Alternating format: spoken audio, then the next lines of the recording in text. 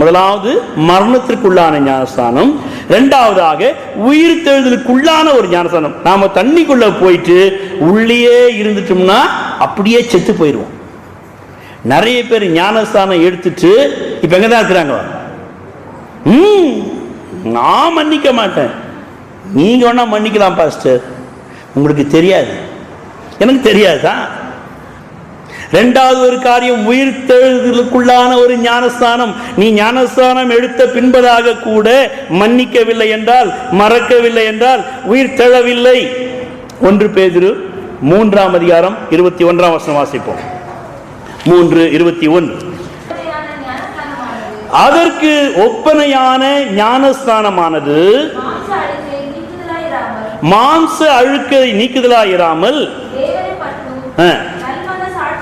என்ன மனசாட்சிங்க? நல் மனசாட்சி. நீங்கள் ஞானஸ்தானம் எடுப்பது மாத்திரமல்ல, அந்த உயிர் தெழுதல் அந்த அனுபவத்தை உங்களுக்குள்ளாய் கொண்டு வருகின்ற வழியில நல் மனசாட்சியும்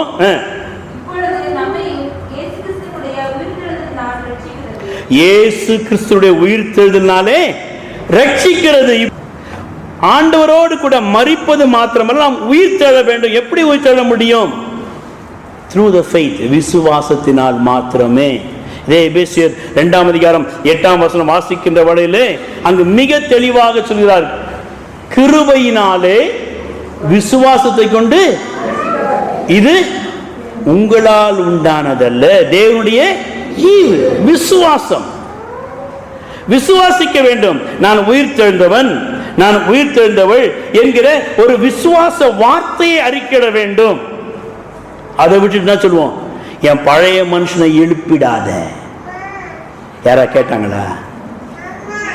சொல்றது சொல்ல, நான் புதிய மனுஷனா இருக்கிறேன்பா, என்னை தொந்தரவு பண்ணாதப்பா, என்னை புதிய மனுஷனா வாழ விடு, இப்படி சொல்லி பார்ப்போம். அதை விட்டு சொல்லுவோம், பழைய மனுஷன் ஆக்கிறாரு. ஏன் இப்ப எங்க இருக்காங்க? இன்னும் சவப்பெட்டிக்குள் தான் இருக்காங்க. ரோமர்ல வாஸ்து பார்த்தா அவங்க தொண்டை திறக்கப்பட்ட பிரேத கொடி. நான் சொல்லங்க, நீங்க தான் சொல்றீங்க. எனவே தேவனுடைய பிள்ளைகளை, இரண்டாவது ஒரு காரியம், உயிர் தெழுதலுக்குள்ளான ஒரு ஞானஸ்தானம். நான் உயிர் தெழுந்தவன். எம்ஜிஆர் சொல்றாரு, நானு செத்து பழைச்ச வேண்டாம். எவனை பார்த்து நம்ம எங்க சிரிக்கிறோம்? நம்ம தான் உள்ளதான இருந்துகிட்டு இருக்கோம். கொஞ்சம் வெளில வரும், உயிர் தெழுந்தவர்களாக காணப்படும். ஒருத்தர் பார்த்து சிரிங்க, கொஞ்சம் ஒருத்தர் பார்த்து ஸ்மைல் பண்ணுங்க. Very good, very good, thank you. பார்த்து சிரிங்க, கொஞ்சம் சிரிச்சா தான் பாருங்க ஃபுல் ஆர்கன்ஸ் ஒர்க் பண்ணும். இன்னும் இளமையாக மாறுவீர்கள். வாய் விட்டு சிரித்தால் பரவாயில்லையே, தெரிஞ்சு வச்சிருக்கீங்களே, அப்படியே வாய் விட்டு சிரிக்க மாட்டேன்றீங்க? நோய் விட்டு போகக்கூடாது பாஸ்டர். அப்போ அவர் எப்படி பிழைப்பாரு? எங்க வீட்டுக்காரர் எப்படி கடன் வாங்கணும்? இதுக்கெல்லாம் நாங்க தான் சிரிப்போம். காலையில ஒருத்தரை பார்த்து ஒருத்தரை செய்வோம், நல்லா சிரிங்க. ஏன் வலி உங்களுக்கு தெரியாதுங்க? தெரியாதுதான், கொஞ்சம் சிரிப்போம். ஏனென்றால் நாம் உயிர் தெழுந்தவர்கள். பிலிப்பு நிருபத்தில் பவுல் மிக தெளிவாக சொல்லுகிறார், கர்த்தருக்குள் எப்பொழுதும், ஆமா, சிறைச்சாலையில் இருந்து சொல்லுகின்றார். எனவே இந்த ஞானஸ்தானத்தை, உயிர் தெழுதலுடைய ரட்சிப்பு விசுவாசத்தினாலே வருகிறது. உனக்குள்ளாக ஒரு விசுவாசம், நான் உயிர் தெழுந்தவன், உயிர் தெழுந்தவள் என்று நாம் அறிக்கையிட வேண்டும். Hebrew chapter 11 number 7. எபிரேயர் 11ஆம் அதிகாரம் 7ஆம் வசனம் வாசிப்போம். சீக்கிரம் வாசிப்போம். எபிரேயர் 11:7.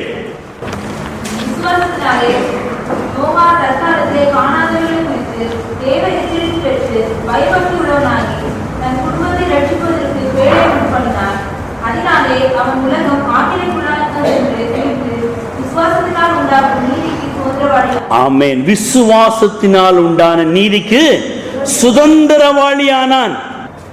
The righteous heritage, அவனுக்குள்ளாக நீதிக்குரிய சுதந்திரம் கிடைத்தது. காரணம் என்ன? விசுவாசத்தை கொண்டு. தேவனாய் கர்த்தர் சொன்னாரு, அவன் அதை நம்பினான். காணாத காரியங்களை சரித்திர ஆசிரியர்கள் சொல்லுகிறார்கள், இந்த நோவா பேழையை மலை மீது கட்டினானா. எது மேல கட்டினா? ஆமா. எல்லாரும் பார்த்து என்ன செஞ்சிருப்பாங்க? சிரிச்சிருப்பாங்க, இவனுக்கு பைத்தியம் பிடிச்சிருச்சு.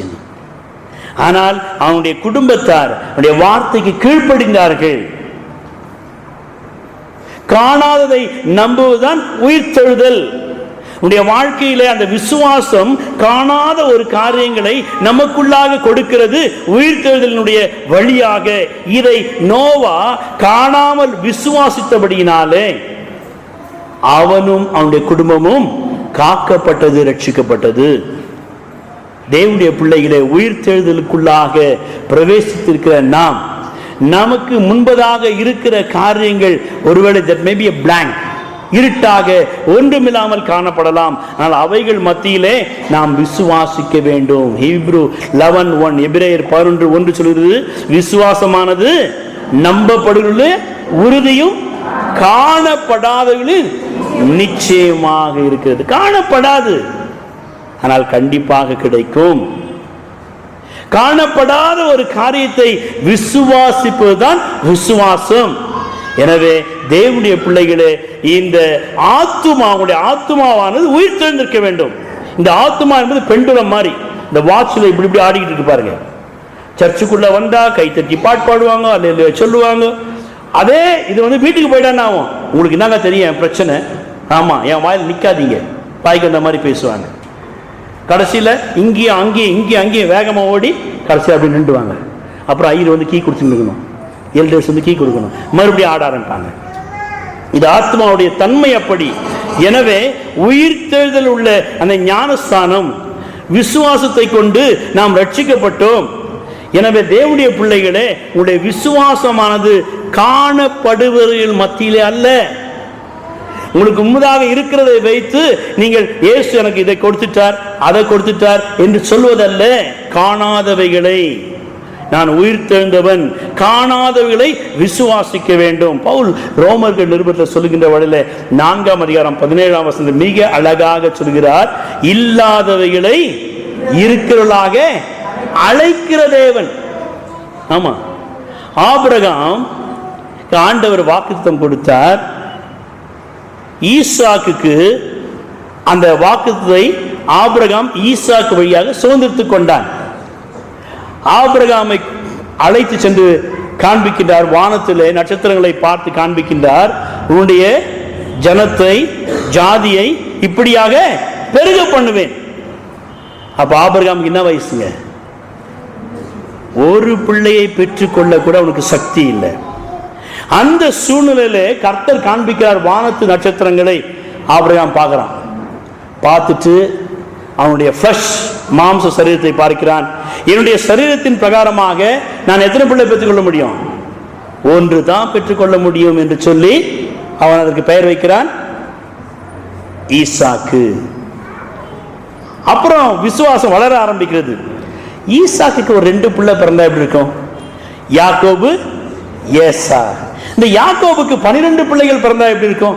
ஏசாவுக்கு 12 பிள்ளைகள் பிறந்தா எப்படி இருக்கும் என்று அவன் விசுவாசத்திலே அவன் பெயர்களை வைக்க ஆரம்பித்தபடியினாலே அவன் விசுவாசிகளின் தகப்பனாக மாறினான். கர்த்தருடைய பிள்ளைகளே, இன்றைக்கு கர்த்தர் உங்களையும் விசுவாசத்தின் தகப்பனாக, தாயாக, இல்லாத காரியங்களை நீங்கள் அழைக்கின்ற வேளையிலே உங்களுடைய வீட்டை தேடி, உங்களுடைய பிசினஸை தேடி, உங்களை தேடி வந்துவிடும் சபை. ஆமென் என்று சொல்லுவோமா? விசுவாச அறிக்கையின் வழியாக நாம் அவைகளை பெற்றுக் கொள்கிறோம். இந்த ஆதியாகமம் 7ஆம் அதிகாரம் 9ஆம் வசனத்தை பாருங்க. நோவா என்ன செய்கிறானா? ஆண்டவருடைய வார்த்தை கீழ்ப்படிந்தான்.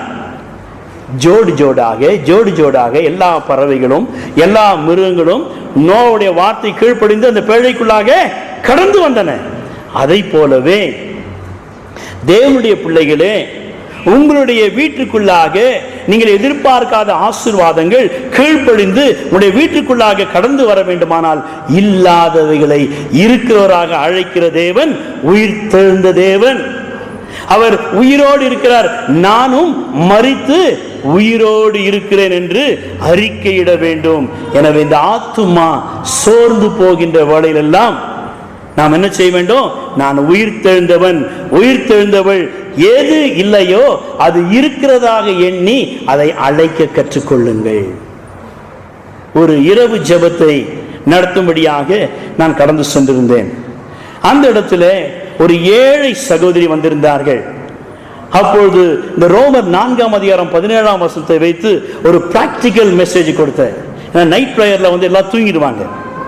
எனவே அது பிராக்டிக்கல் மெசேஜாக, உங்களுக்கு ஒரு பீரோ தேவை என்றால் அது ராஜாராணி பீரோவாக இருக்கும் என்றால் அதை தூக்கத்துக்கு 4 பேர் தேவை என்று நீங்கள் அப்படியே பிடித்து இறக்குங்கள் என்று சொல்லி அவங்களுக்கு ஆக்ஷன் ரிப்ளை சொல்லி கொடுத்தேன். அந்த சகோதரி வீட்டு வேலை செய்கிறவங்க, அவங்க மகளுக்கு திருமணம் ஆயத்தமாகி இருந்தது.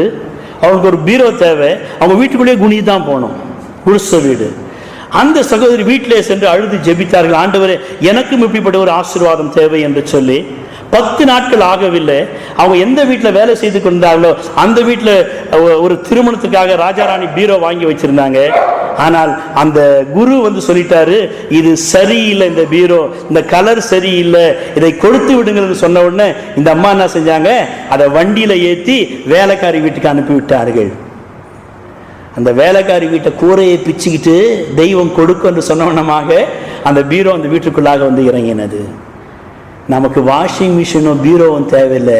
ஆண்டவரே எனக்கு மன்னிக்கக்கூடிய இருதயத்தை தாரும், நான் நேசிக்கக்கூடிய இருதயத்தை தாரும், எனக்கு விரோதிகள் வேண்டாம் ஆண்டவரே, நான் உயிர்த்தெழுந்தவள் என்று நாம் அப்படி அறிக்கையிடுகின்றவர்களே, இந்த ஆத்துமா உடனே மன்னிக்க கற்றுக்கொள்ளும், உடனே நேசிக்க கற்றுக்கொள்ளும், உடனே மறக்க கற்றுக்கொள்ளும். எனவே 2வது அந்த உயிர்த்தெழுந்துள்ள ஞானஸ்தானம் இந்த ஆத்துமாவுக்கு தேவையாக இருக்கிறது.